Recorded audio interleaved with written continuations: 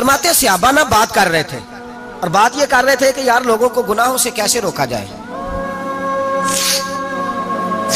لوگوں کو گناہوں سے گفتگو صحابہ یہ کر رہے تھے۔ عبداللہ ابن عمر کہتے ہیں بیٹھے تھے اور یہ گفتگو کر رہے تھے کہ گناہوں سے پلاننگ یہ ہوتی تھی، ان کی جو محفلیں ہوتی تھی نا بیٹھ کے، وہ خوش گپیاں نہیں ہوتی تھی، بلکہ وہ تبلیغ کی، جد و جہد کی، لوگوں کو برائی سے منع کرنے کے لیے بیٹھتے تھے، اس پر منصوبہ بندی کرتے تھے، پلان کرتے تھے، آگے ترتیب دیتے تھے۔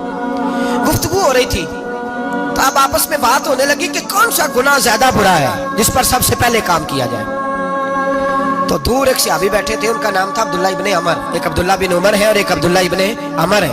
حضرت عبداللہ ابن عمر دور بیٹھے تھے، بڑے سمجھدار سیانے باریک بین آدمی تھے۔ تو حضرت عمر فاروق اپنے بیٹے سے کہنے لگے جا عبداللہ ابن عمر سے پوچھ کے آ کہ سب سے سخت گناہ کون سا ہے۔ توجہ ہے میرے بھائیوں، ادھر دیکھیے گا میری جانب، پوچھ کے آ کہ سخت گناہ کون سا ہے۔ عبداللہ بن عمر رضی اللہ تعالیٰ عنہ کی خدمت میں جب عبداللہ ابن عمر گئے تو جا کے کہنے لگے کہ صحابہ پوچھتے ہیں کہ آپ نے زیادہ وقت گزارا ہے نبی رحمت صلی اللہ علیہ وسلم کے پاس، تو بتلائیے برا گناہ کون سا ہے، سب سے سخت گناہ، تاکہ سب سے پہلے اس پر پابندی لگائی جائے، اس پر محنت کی جائے۔ تو حضرت عبداللہ ابن عمر کہنے لگے صحابہ کو جا کے بتا دو کہ سب سے برا گناہ شراب پینا ہے، سب سے برا گناہ، اور یہ ام الخبائث ہے، برائیوں کی جڑ ہے، گناہوں کی ماں ہے، یہ بنیاد ہے، باقی گناہ اسی سے شروع ہوتے ہیں۔ کہتے ہیں میں نے آ کے بتایا تو حضرت ابو بکر صدیق رضی اللہ تعالیٰ عنہ سیدنا فاروق اعظم کہنے لگے خود جاتے ہیں، ان کے پاس خود جاتے ہیں، چونکہ ہم نے بات سننی ہے ہم خود جاتے ہیں اور ان سے جا کر کے سوال کرتے ہیں کہ اگر آپ کو اس تفصیل کا پتہ ہے نا تو اس کے پیچھے بھی کوئی تفصیل ہوگی جو میرے نبی پاک نے بیان کی ہوگی صلی اللہ تعالی علیہ وسلم، اس تفصیل کا بھی آپ کو پتہ ہوگا جو نبی پاک نے بیان کی ہوگی، اس بات کے پیچھے جو بیک گراؤنڈ ہے، جو پس منظر ہے۔ فرماتے ہیں کہ ہم اٹھے، عبداللہ ابن عمر کے پاس گئے، ان سے جا کے پوچھا کہ جناب آپ نے یہ تو فرمایا ہے شراب ام الخبائث ہے، تو اس کے پیچھے پس منظر کیا ہے؟ تو عبداللہ ابن عمر کہنے لگے یہ میں نے اپنے پاس سے نہیں کہا، یہ میں نے نبی پاک سے سنا ہوا ہے۔ حضور سید عالم صلی اللہ علیہ وسلم بیٹھے تھے تو حضور نے فرمایا شراب یہ نشہ یہ برائیوں کی ماں ہے، اور پھر حضور نے ایک مثال بیان فرمائی۔ نبی رحمت علیہ السلام نے فرمایا بنی اسرائیل کا ایک واقعہ ہے، ایک خوبصورت جوان تھا، ایک عورت کا دل آ گیا اس پر۔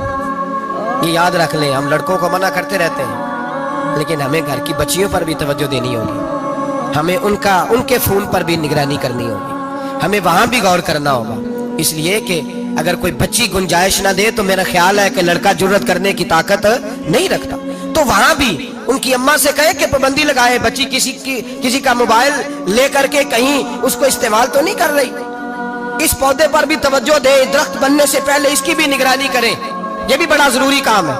عورت کا دل آ گیا تو نبی پاک علیہ السلام فرماتے ہیں اس نے کوئی بہانہ لگایا، کسی کو کہا کہ اس نوجوان کو بلا کے لاؤ، اس کو کہو کہ ہم نے کوئی گواہی لینی ہے تجھ سے۔ وہ نوجوان آیا، ایک کمرے میں داخل ہوا تو اگلے کمرے میں لے گئے، وہاں داخل ہوا تو اس سے اگلے کمرے میں لے گئی، وہ داخل ہوا تو اسی طرح 7 مکفل کمروں میں لے گئی۔ میرے کریم رسول میرے محبوب پاک علیہ السلام فرماتے ہیں، صحابہ کو سمجھا رہے ہیں میٹھے لب و لہجے میں، فرماتے ہیں جب سب سے پچھلے کمرے میں لے گئی تو ایک لڑکا بندھا ہوا تھا وہاں رسیوں سے، شراب کا پیالہ پڑا ہوا تھا، اور بی بی کہنے لگی کوئی گواہی شواہی نہیں لینی، تجھے اس لیے بلایا ہے کہ تیرے اوپر دل آ گیا ہے، اب میرے ساتھ منہ کالا کر۔ تو وہ جوان کہنے لگا نہیں، میں نے اپنے نفس کو پاک رکھا ہوا ہے، میری نظر بھی پاک ہے، دل بھی پاک ہے، اور اس کی برکت یہ ہے کہ رب نے میری روح کو بھی پاک رکھا ہوا ہے، تو میں یہ حرکت نہیں کر سکتا۔ پاک لوگ پلید کاموں کی جانب توجہ نہیں کرتے، میں یہ حرکت نہیں کر سکتا۔ اقبال نے اپنے بیٹے کو دعا دی تھی، اس نے کہا تھا حیا باقی نہیں ہے زمانے کی آنکھ میں، خدا کرے کہ رہے تیری جوانی بے داغ، خدا کرے کہ رہے تیری جوانی بے داغ۔ کہا میرے ساتھ منہ کالا کر، اس نے کہا میں نہیں کرتا۔ کہنے لگی چل پھر اس کو قتل کر، اس کو میں نے باندھا ہوا۔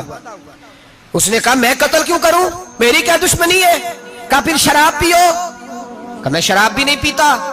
تو کہنے لگی اب تو میں نے تجھے اپنے چنگل میں پھانس لیا ہے، اب تو یہاں سے بچ کے جا نہیں سکتا، اور اگر تو باہر جائے گا تو میں شور کروں گی، لوگ جمع کروں گی، اس نے میری عزت آبرو پہ ہاتھ ڈالا ہے، تو بچ تو نہیں سکتا، ایک کام تو کرنا پڑے گا۔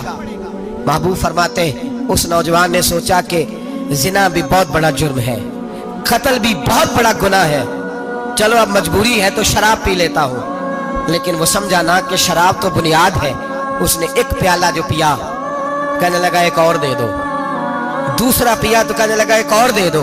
अब 3 प्याले 3 बोतलें शराब जो पी चुका तो खुमारी चढ़ गई।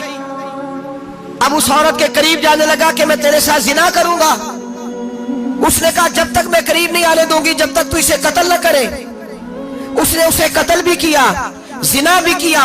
तो महबूब फरमाने लगे ये कत्ल और जिना जो हुआ है तो ये शराब की वजह से हुआ है। गोया शराब को जुर्म है जो कत्ल भी कराएगी, जो जिना भी कराएगी। और अगर आप नशई को देखें, अगर आप शराबी को देखें तो क्या वो डकैतियां नहीं करता फिरता, वो चोरियां नहीं करता, वो अपनी ही माँ का जेवर नहीं बेच आता, वो अपनी ही बहन का पड़ा हुआ जहेज नहीं बेच आता, वो अपने ही घर में डाके नहीं डालता, वो अल्लाह के घर मस्जिद में आकर के चोरी नहीं करता।